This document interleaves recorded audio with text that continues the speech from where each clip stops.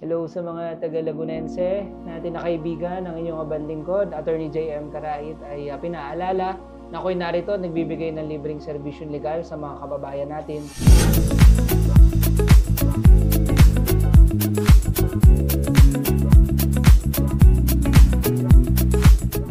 Welcome to another episode of Discurso on Air, your beacon of truth and beacon of trust. Ako si Malex Baring, and today makikilala natin ang another rising leader na tatakbo bilang Vice Governor ng Laguna. Isang abogado at public servant na may malinaw na bisyon para sa kanyang lungsod. Let's welcome Attorney J.M. Karait. Attorney, simulan muna natin sa pagpapakilala tungkol sa'yo, no? We would like to know, sino po si Attorney J.M. before siya naging public servant? Si Attorney J.M. Karait ay isang simpleng kabataan wala sa aking plano na maging public servant before kasi mahiyain ako. But I was more worried about finishing my studies, pag-aaral, at yung pagiging abogado, gusto ko din yan bata pa ako. So, nag-aalala ako, pero ganun pa man ay talaga walang kaplano-plano. Swimmer ako, natapos ko yung pag-aaral ko na scholar ako ng De La Salle University as a swimmer. And then, naitawid ko yung buong pag-aaral ko talaga dahil swimmer ako. Simple lang, happy-go-lucky. Attorney, before ka naging public servant as well, lawyer na po ba kayo nung pumasok kayo ng public service? Actually, hindi pa I wasn't a lawyer yet kasi dahil nga scholar lang ako, I couldn't afford. Hindi ko pa kaya na pag-aralin sarili ko. Though ino-operan ako ng mga magulang ko, gusto ko magtrabaho muna. At syempre, para maranasan natin kung paano talaga mabuhay sa tunay na mundo, hindi muna. Attorney, anong mas mahirap? Kasi parang you've mentioned na gusto niyo munang i-experience yung pagtatrabaho. Nung naging lawyer kayo, ano po kayang mas mahirap? Nung pagiging attorney po or pagiging public servant? Sa akin, mas mahirap maging public servant Kasi pag abogado ka, being a lawyer, meron ka lang sinusunod na set of rules. So, just the law, was doing your job, paying your fees, your IBP dues, and membership. But being a public servant is different. Kasi meron kang oath sa mga kababayan natin. You swear an oath na tutulungan mo ang mga kababayan natin, patutupad mo ang batas, at ilarespetuhin mo ang konstitusyon. At syempre, yung public interest na kahit ginagawa mo na trabaho mo, nakakatakot, minsan iisipin kung anong isipin ng tao sa inyo. Pero syempre, at the end of the day, ang isang public servant, pag meron kang political will at gusto mong patupad, you will have to forget that hindi mo muna aalalahanin kung ano isipin nila. Iisipin mo na lang sa sarili mo na ang ginagawa mo ay makakaganda para sa lahat. Tama, attorney. Ang ganda nung sinabi nyo, it's really the benefit for all. Kasi yun naman yung need nila. Curious lang, attorney, kung hindi ka naging lawyer or public servant, sino kaya si Attorney JM? Si Attorney JM? Baka ako abogado na pwedeng maging artista siguro. Gusto ko maging artista nung bata rin ako Isa pa yun sa mga nakita ko lang, masayahin lang. Meron kasi ako may mga relatives kami na nag-showbiz dati. So parang nakita ko yung lifestyle, yung ginagawa, masaya. Mahirap pero masaya, pero hindi tayo para doon. Sabi nga nila, di ba? Pag pogi ka, hindi ka artista, public servant ka. O politician, di ba? I love it. Gusto ko yun. Dahil hindi nyo na ituloy ang inyong buhay pag-aartista, nandito tayo kay public service. Ano po ang naging inspirasyon nyo muna? Bakit kayo pumasok? Simulan natin sa public service. Public service, okay. First of all, yung grandfather ko before was a counselor, public servant. But I never knew that. Kailan ko lang nalaman. Yung father ko naman is a frustrated na public servant. He kept on running, always aspiring. Never siyang nanalo. Pero ako lagi yung nasa backstage kasama ng tatay ko na tumutulong. Ako nagkakabit ng tarpaulin niya, namimigay ng leaflets. Tapos nakikipag-usap sa mga tao. So, siguro, that being that person behind him, like, doon ko na-discover na yung puso ko pala ay nandun. Kasi masaya rin ako Nalulungkot naman ako nung di nanalo, sabi ko. Ako kaya ang sumubok. Baka manalo, no? Hinanalo naman po nung takbo. Kailan yung pagsubok mo na yun, attorney? That was 2002. Back 2002 when I ran for barangay councilor in Canlalay, in the city of Biñan. Aha. Nag-file ako. Actually, ang tunay na gusto kong laban ay SK, chairman.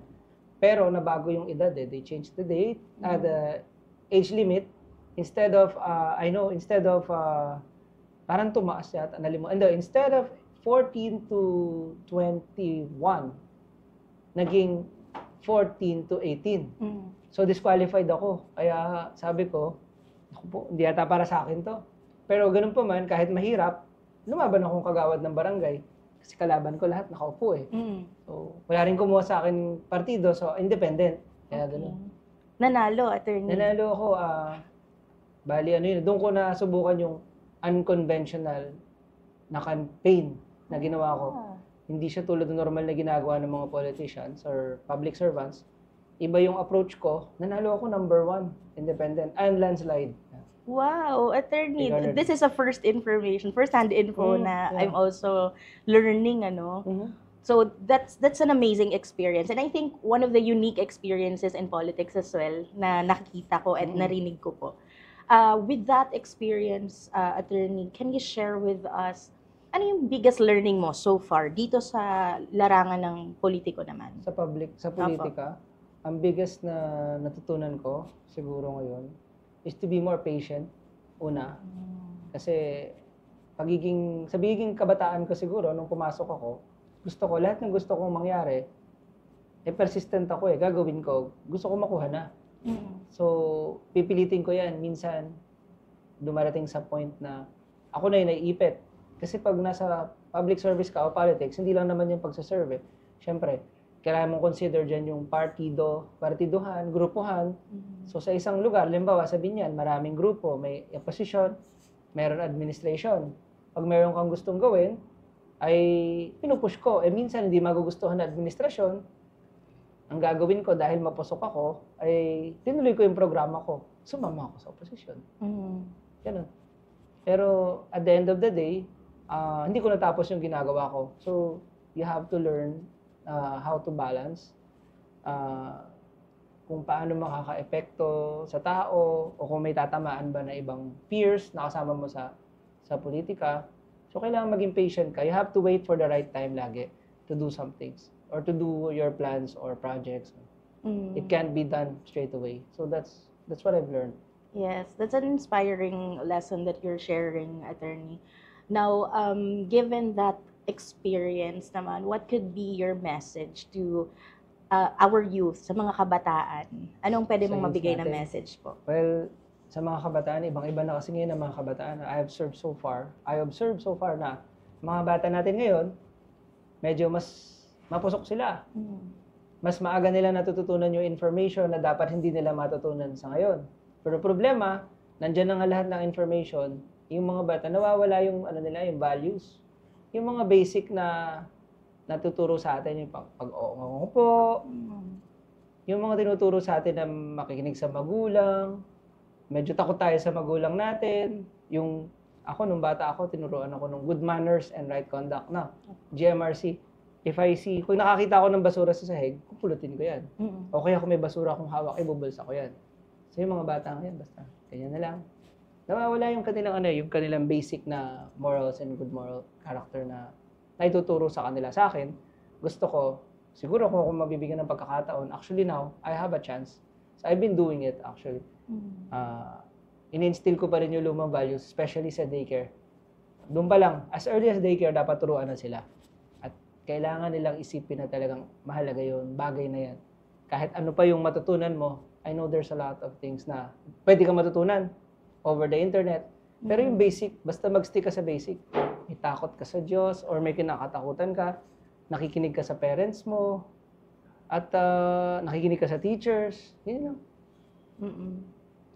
Not like before. Not like now, actually. No? Yes. Pero I think there's still hope, no? Hindi naman po, attorney, na lahat ng kabataan. Pero yes, I think that is also a good reminder, especially for our youth. Medyo hindi na nga rin ako nakakarinig yung ganong disiplina, attorney. So, maraming salamat sa pagre-remind din. So, i-relate natin, attorney, ng onte sa inyong leadership. With that, na-mention niyo yung core values na talagang pinapanindigan ninyo.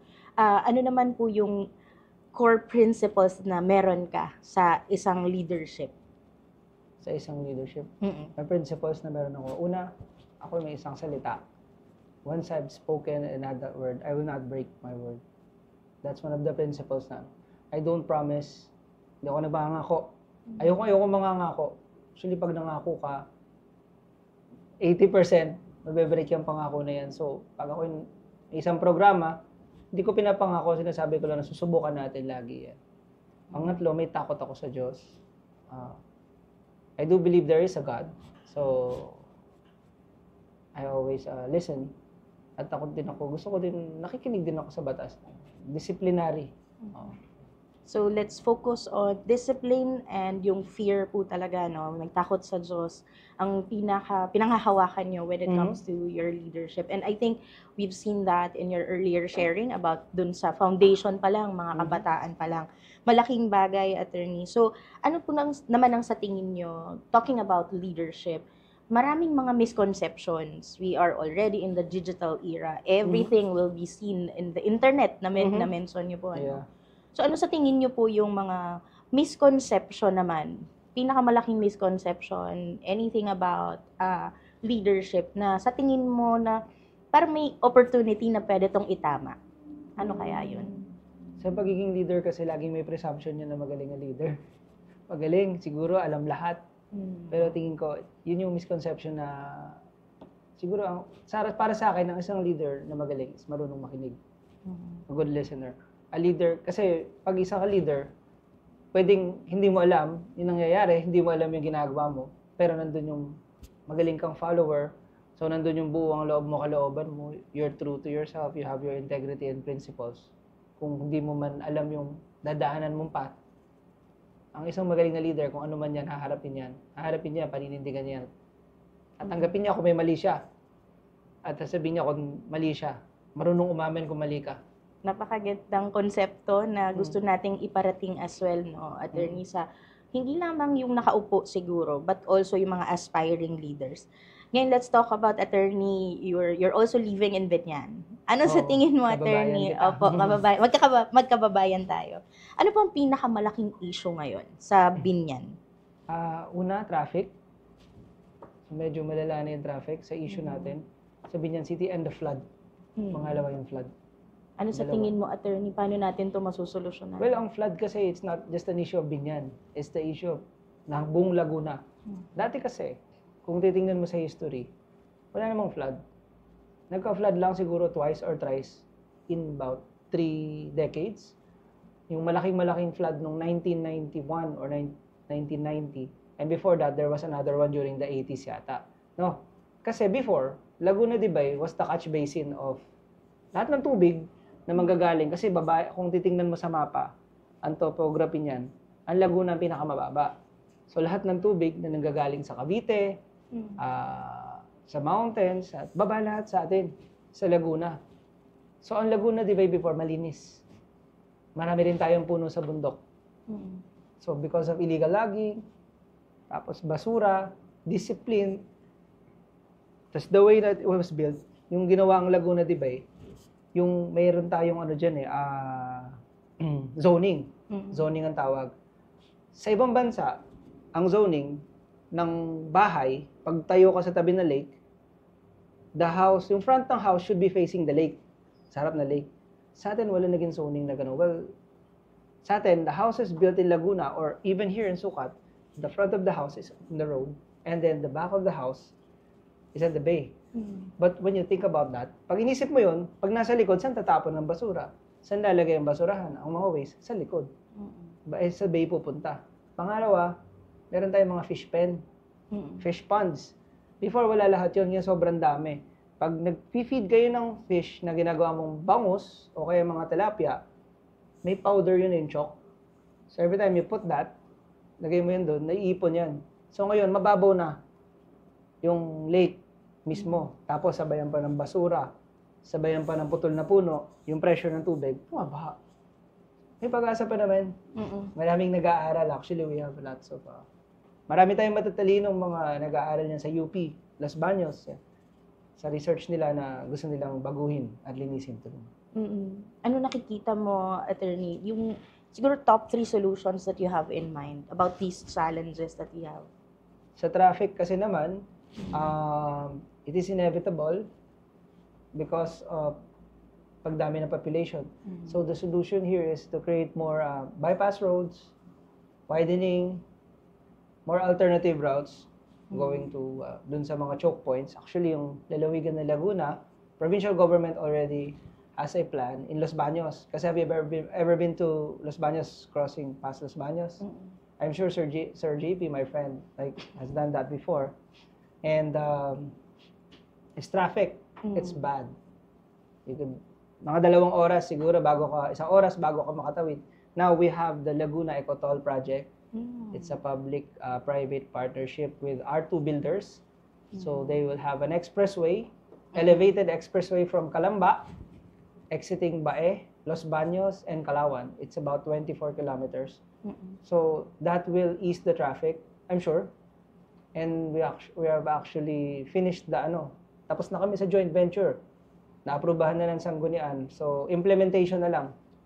Nice. Looking forward to that, attorney, kasi yun din yung mga way natin pag yung gusto mong mag-relax, maglilipad din or magpupunta sa other city, so at least malaking tulong. We're already talking about your visions as well, I think. Ngayon, attorney, what's your advocacy ba? Ano ang pinakamalapit na advocacy mo sa iyong puso ngayon? Sa puso talaga. Kasi February 14 na po. Advocacy? Apo. In terms of sa leadership, apo. So may advocacy lang talaga. It circles around moral values and teachings and education. Doon lang. Mahalaga na bigyan tugunan natin ng edukasyon. Because kung may education, if everybody is educated, lahat may trabaho, lahat edukado, tingin ko mababawasan ng ng mga naghihirap. Tsaka yan yung edukasyon lang ang pwede natin ipamana sa mga susunod na henerasyon na hindi mawawala. Matibay. Kung wala ka man mapamana lupa or any material things, pag pinamana mo ang edukasyon, sigurado na hindi maliligaw na landas. At sigurado, ang punta man yan ay sa tagumpay. As a lawyer, attorney, kung may pwede kang ipasang isang batas na makakatulong sa city siguro, ano po ang naiisip niyong batas? National or sa local po muna. Sa local? Dito lang. In Binyan or in Laguna? Laguna in Laguna, po. I would like to pass a new tourism code. I'd like to modify it because Laguna kasi is very rich in tourist spots. Very, very rich. Not just very rich talaga. Very rich in natural resources. Which have not been... Hindi pa talaga siya napopromote ng todo. Though, meron na sa mga vlogs kung papanoorin nyo. Very helpful nga ang mga vlogger. They really help na promoted. But hindi pa rin, kulang pa din yun. So if you can if you can revise and create a tourism code, dito, it will define the tourist spots, it will define the laws regulating the tourist spots, and define how they will be advertised or how they will be promoted. And we will mandate all the travel agencies around the Philippines, even international, to offer Laguna. Not just, kasi when you talk about Laguna now, all you think about is Pagsanhan, Enchanted Kingdom, and the House of Jose Rizal in Calamba. But when you think about it, there's more. There's actually an underground cemetery. Meron din tayong underground river. I mean, may cave. Yun like sa Palawan, Apo. sa Cavinti. Tapos marami pa tayong ibang waterfalls sa lalawigan ng Laguna. And then maraming churches, food, festivals. Laguna has a lot of festivals talaga, which we should promote more. Yes. I agree, attorney, and I think all Filipinos love to travel.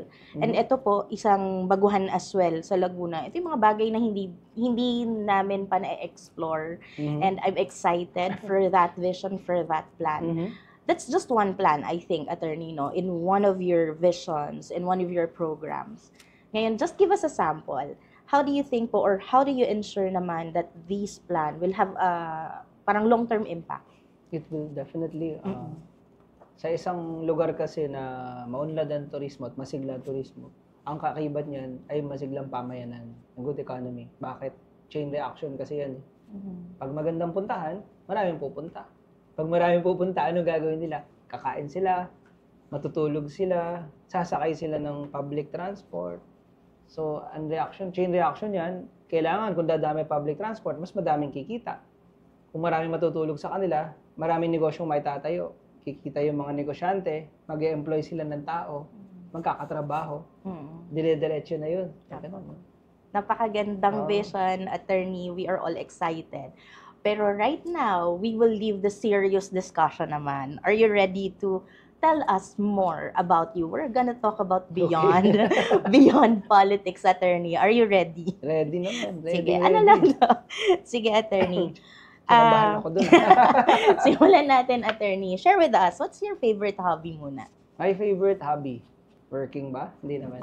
Swimming and eating. Traveling talaga yun. Ito po ba ay alam ng karamihang mga taga Laguna, mga kaibigan niyo? Na malakas akong kumain. Nagala. Ako? Yung mga close colleagues ko, tsaka close friends ko, alam nila. Sabi nga nila, kung kumain daw ako, ay hindi daw proportionate sa itsura ko kung kumain ako. Basta nakakita akong pagkain, kain ng kain, tapos tinatawag. Lagi nila sinasabi, may alaga ka yata. I like any kind of food, basta iba-iba. Kahit anong cuisine yan, titikman ko yan, kakainin ko yan. Pero attorney, na pag-alaman namin, health buff ka. Yeah. So medyo contradicting, malakas ka pala kumain, attorney. Yun Pero ang problema, as pero malakas ako mag-exercise. Okay. Yun po yung balance. Very extreme. Mm-mm. Kung halimbawa tumatakbo ko, I would run normally, in a normal day, I would run maybe 5 to 10 kilometers. Pero if I am more motivated and I have lots of time to rest, I would do like a half marathon or a full marathon one day. Then after that, I'll splurge and eat. Attorney, nagjo-join ka ba sa mga marathon? Mga fun run? I used to join triathlons before. Fun runs, yes. Marathon, hindi pa. Pero I want to. I've run lots of marathon. Personal running lang talaga. Pero I've run 42 kilometers. But I've never joined like a marathon. But I want to join the one in Tokyo and in Hong Kong. Pero pag public servant ka, parang walang time, no? Di bale, Kaya sariling marathon na lang natin, yung marathon sa pag-iikot sa Laguna. Pwede. Itong marathon ng election kaya. Pwede. Attorney, mabalik ako sa akin. Hindi muna seryoso. You've mentioned, gusto nyong mag-join sa mga run sa ibang bansa. Kung may isang lugar sa mundo na gusto nyong bisitahin, saan yon at bakit? Ako gusto ko pumunta sa Iceland. Kasi gusto ko kasi yung malalamig na lugar. And then very curious ako. Marami kong gustong makita doon. Gusto ko makita yung Northern Lights. Tapos gusto ko makita yung Blue Lagoon. Very curious lang talaga. Kasi I love the cold. So, tsaka puting-puti siya. Hindi, nahaaliw lang ako. Kasi nga pag ako kasi, minsan nga titingin lang ako sa langit, nakita ko lang blue. Tapos puting-puti, nahaaliw na ako. Mababaw yung kaligayahan ko, pero I really wanna see that. Opo. May bala ka ba, attorney, puntahan yan one of these days? Matagal ko nang binabala. Hindi matuloy-tuloy. Siguro before I turn 50. Napuntahan ko na. Baka hindi ko na kayang maglakad eh. Okay, bucket list yan, attorney. Yeah. So, siguro after election or pag nagka-oras ka talaga. Attorney, isa pa. Can you share with us, meron ka bang hidden talent? Hidden talent? Anong klaseng talent yan? Kahit ano po. Hidden talent. Mga para talent? alam na ng ating Hindi pa, wala nakakaalam. Kaya kung touch yung dila ko sa ilong ko. Kaya niyo Pwede ba nyo naman i-demo, attorney. Kung baka nakakahiya. Hanggang sa loob, kaya. Baka maano yung viewer discretion. Viewer discretion is advice. Mahabang-mahaba yung dila ko kasi Totoo ba, attorney? Sige, siguro papasabikin natin yung mga tao. Pag nagka-campaign ka na siguro or nabibit mo sila, no? Ito yung something na hidden talent. Yeah. Tsaka, mga viewers, take note. Tsaka masarap ako magluto. Hidden talent. So, kahit hindi ko timple, walang amoy-amoy lang. Hindi siya. Walang recipe yan, attorney. Talaga, attorney. Matitikman siguro natin ng mga crew yan. Pag naamoy ko yung food, diba nakita ko yung food, kagayahin ko siya, kaya ko siya. Magandang hidden talent po yan, ano. So, pwede niyong i-dare kung sino man ang mga sikat na chef. Pwede niyong pantayan. Sige. Continue tayo, attorney. Ngayon, yung beyond politics. Let's go back a little lang. Let's talk about naman the future of Laguna based on your vision. Ano po ang mga nakikita niyong, ano ang mga inyong clear visions para sa future ng Laguna? Laguna is will be very, very successful. In terms of economy, it will be rich in employment, in population. Laguna will become the next Silicon Valley in Southeast Asia. That's my Wow, vision. that's a very clear vision. Yeah. You have that certain goal already in your mind. Attorney, ano po ang ano naman ang legacy na gusto nyong maiwan sa Legacy? Laguna? I want to be the man who got rid of the flood and cleaned and saved Laguna Lake para sa mga kabataan natin sa future. So, makita. Yes, I can feel your siguro your drive and passion when it comes to sustainable development, lalong na mention nyo sa amin yung importance na malinis ang ating kapaligiran, ano? So with those sample visions, attorney, kung meron kang opportunity naman to collaborate with other leaders in Laguna, sino pong naiisip nyo? At paano kayo magko-collaborate together? Sa leaders, well, there maraming magaling sa Laguna, no? Pero isang nakita ko na visionary, kasama ko pa siya dati. Mula nung una naging konsehal ako. Si Mayor ng Binyan ngayon. Si Attorney Arman Dimagila. Pag nakatuwang ko yan, tingin ko, mas mapapaganda namin mabuti ang Laguna. With that collaboration, definitely involved din po ang mga tao. Yes. Tama. Yes. When you see Binyan, di ba? Opo. Has changed a lot. Yes, attorney. Ano pong nakikita nyo na pinaka-challenging naman sa isang public servant na hindi nakikita ito ng mga tao? Challenging sa public servant. Pinaka-challenging is, pag yung, madali kami mahusgahan ng tao na, sabihin, mayabang, masyadong corrupt, agad, salbahe, ganyan. Yun tingin ko mahirap. Kasi hindi naman lahat, tsaka syempre hindi naman lahat intention. Ayaw naman namin maging mayabang. Ayaw din maging salbahe. Ayaw naman namin maging corrupt. Sabihin, corrupt agad. Yun na, judge ka agad. Yung personality mo. Syempre, wala kang choice. Public figure ka eh. Pero yun yung mahirap sa kanya. Kasi yung pag pinagsasabihan ka, sa dami ng ginawa mo na maganda, pagkasabihan ka na hindi maganda, yun, masakit yun. Pero you have to learn how to, paano sambutin yung ganun, kung paano matanggapin. Kasi kasama siya, it's a fact that will happen.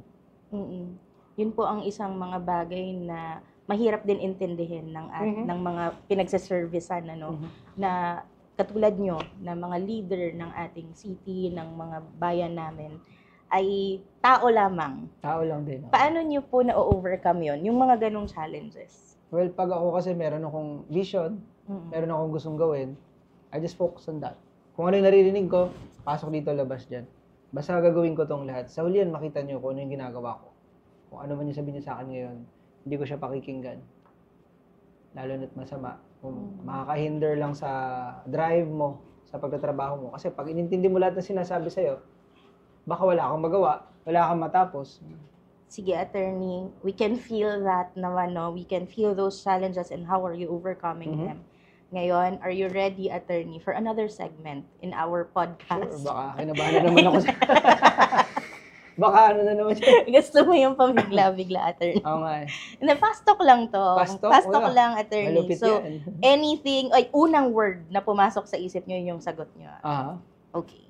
Are you ready, attorney? sure. Okay, let's try the very fast talk. Mabilis ang sagot lang, Mabilis na. attorney. Okay, let's start. Attorney, coffee or tea? Siyempre coffee. Morning person or night owl? Morning person. One word to describe yourself. Smart. If may superpower kayo, ano yun? So may superpower ako, I want to be God. So I can fix everything that's broken. Best way to relax after a long day? Swimming. Favorite place in the Philippines? Binyan. Dream dinner guest, kahit sinong historical figure? Maybe Jose Rizal. Pinaka hindi nyo makakalimutang advice na natanggap? Ang advice na natanggap ko is huwag kang maging balat sibuyas sa pagiging politiko, sabi sa Kung may isang bagay kayong gustong baguhin sa mundo, ano yun? change pollution and time, I guess. Yeah. One thing na gusto nyong subukan pero hindi pa nagagawa? Skydiving. Ano-ano ang mga proyekto o inisyatiba ang naisakatuparan nyo na sa iyong termino? Aking pong anti-cybercrime helpdesk ordinance na ginawa ko.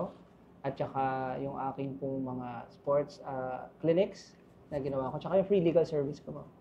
Number 1. Gusto ko yun, attorney. Mga mabilisang tanong, pero meron ka talagang instant na sagot kasi clear ang inyong mga visions and programs. Actually, dun po nagtatapos yung fast talk Ayun lamang.